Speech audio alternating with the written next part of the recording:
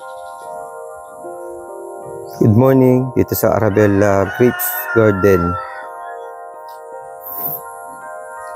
Guys, ito yung taniman ng ubas ko sa likod. Yung sinabi ko na ilinisan natin, ayusin natin at magtatanim tayo ng bagong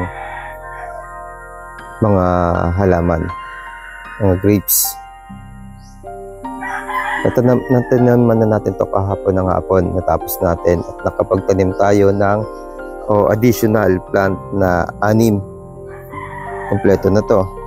Siyempre yung ating mga itinanim dito, yung mga walang ugat na natira, at dito na natin mismo pauugatin sa plantation, sa garden. Ito yung itsura, guys. Yan. At tulad na sinabi ko dati, gagamasin natin o puputulin natin ang damo sa mga pagitan, at yung tapat ng puno na tatamnan at yung may tanim, yun yung aalisan natin ng damo. Ginawa natin yon, at yung mga damo na natanggal natin, ito na siya ngayon.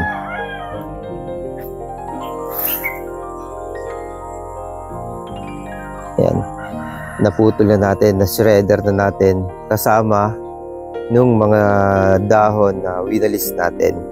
May kalahating sakong dahon na sinama ko dyan. Nalanta na yung ano yan, dapat green siya, green kasi yung dahon na yung damo, kaso nalanta na nung shredder natin.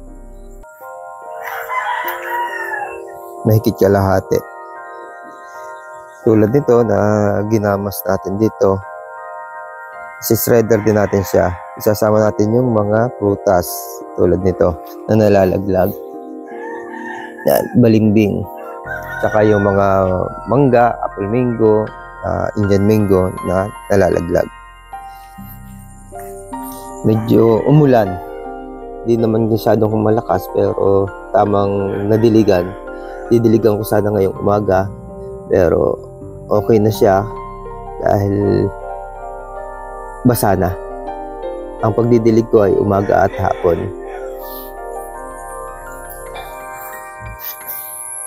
Yan, malulusog yung ating grapes ng mga nauna. Ito lang yung nagdadalawang isip pa ako, pero hindi naman lalanta yung puno.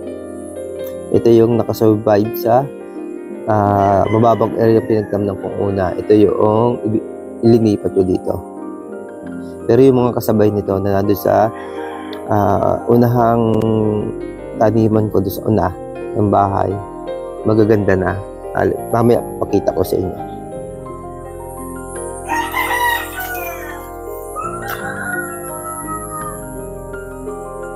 Yan.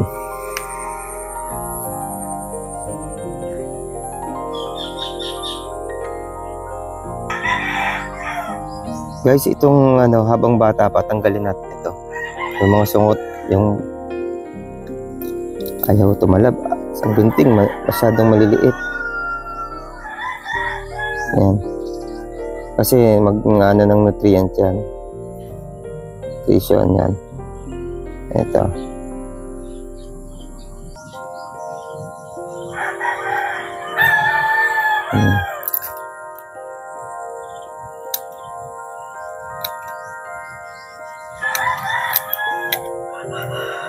Okay, dapat pala isang gunting ang dinala natin.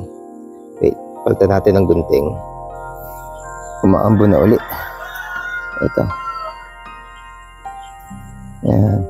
Tatanggalin natin yung mga ganyan kasi yung nutrient yung papupunta. Makakabigay pag dagdag palaki ng puno yon. Ito pa. Yan.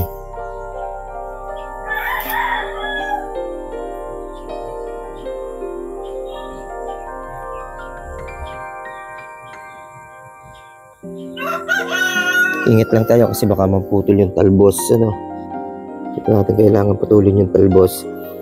Yung mga tinatanggal natin yan, yung mga kumakapit, yung pangkapit nila.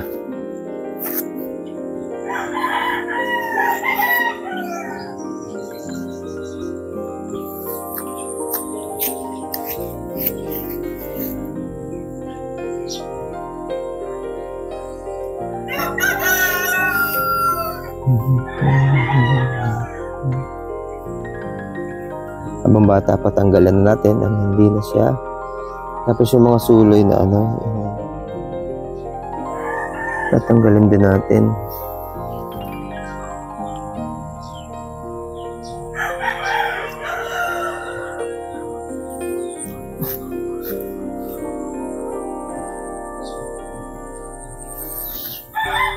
Ito yung pinutol natin dun sa sa dulo na merong merong ugat.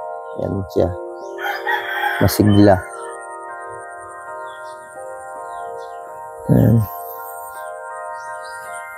Tapos to, yung sample natin, kaya natanim natin doon, nagkakaroon ng ugat. Tanggalin natin yung ugat kasi may nutrients pang papasok kayo dyan. Linisan natin.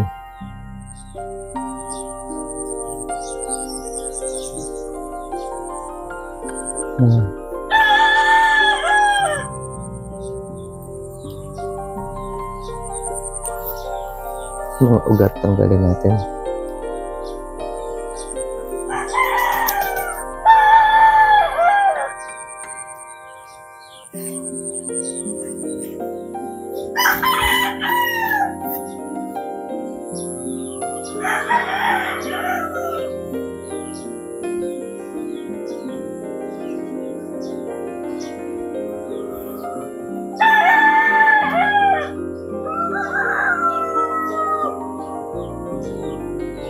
And guys, mamaya tatanggalan ko lahat.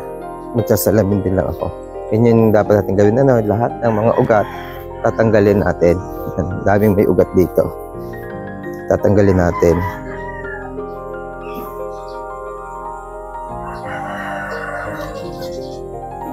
Magsasalamin ako. Baka mamaya madisgrasya. Maputol natin yung puno. Yung titigil yung paghaba niya. Kailangan kasi humaba siya kung saan natin sapat kakapitin, katulad dito hanggang dito sa kumapit siya, tulad niyan.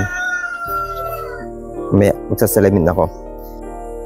Ito guys, malinis na, putol na yung mga pangkapit nila, yung kanilang yung galamay. Ito yung pinaka arms na nila. Yung sisibol dito, yun na yung magiging protein cane. Puro sanga na ito. Akit siya doon sa taas. Tapos ito, dito lang siya sa baba. Magkakaroon siya ng protein cane din dyan. Mga at least 2 hanggang 4 na protein cane. Ganun din dito. Tapos ito, akit ito sa taas. Tanggalin natin ito. Yan, tinanggal na rin natin yung ugat. Para hindi na dagdag na kakain ng protina. Ito, ganun din. Madami tayong tinanggal, pinutol na arm. Hindi naman pwedeng maraming arm. Katulad dito, 3 siya. Akit sa taas. Ito, 2. Ito, papunta dito. Tapos, ito, akit ito sa taas. Ito sa taas. Tapos ito, papalakihin natin para dito. Nalinis natin, tinanggalan din natin, binawasan natin ng dahon, yung mga matandang dahon na sa ilalim. Ganyan din sa kabila. Ganyan din sa kabila, para mas mabilis lumaki. Ang ganda na ng ating taniman, lalo na kapag naglakihan na yan at nagkaroon ng bunga. Yan, may mga laglag na prutas.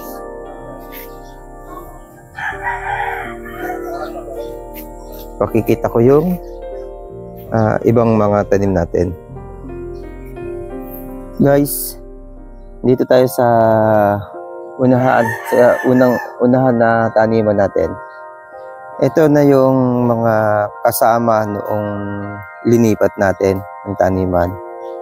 Ito. Mas magaganda dito kumpara dun sa naandun. Ito. Ito. Yan. Mas maganda yung dito. Itsura ng halaman na nailipat na. Ito yung mas naunang nailipat eh. Tapos mas malutang ito sa lupa, mas nakalutang, hindi natutubigan. Tapos ito naman yung ating red cardinal. Ito yung update natin sa red cardinal.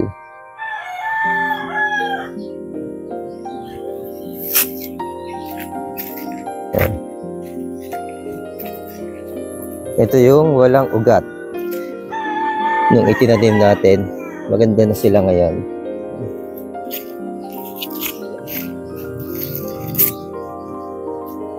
Ayan.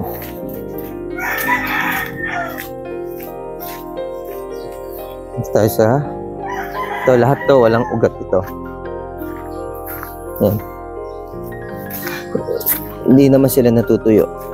Wala namang pakita na natutuyo sila. Tapos ito tayo sa isang hilera ng red cardinal. Magaganda yung performance ng red cardinal, guys.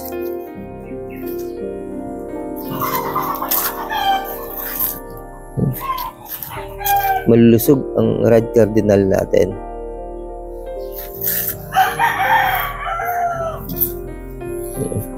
Ito yung may mga mga tinanggalan ko ng bulaklak. Nagbulaklak na yung red cardinal na yan. Tinanggalan natin ng bulaklak. Yun. Ito lang muna ang update natin. Bye-bye muna at kita-kita tayo sa susunod na video. Don't forget like, share, and notification bell, saka subscribe. Thank you.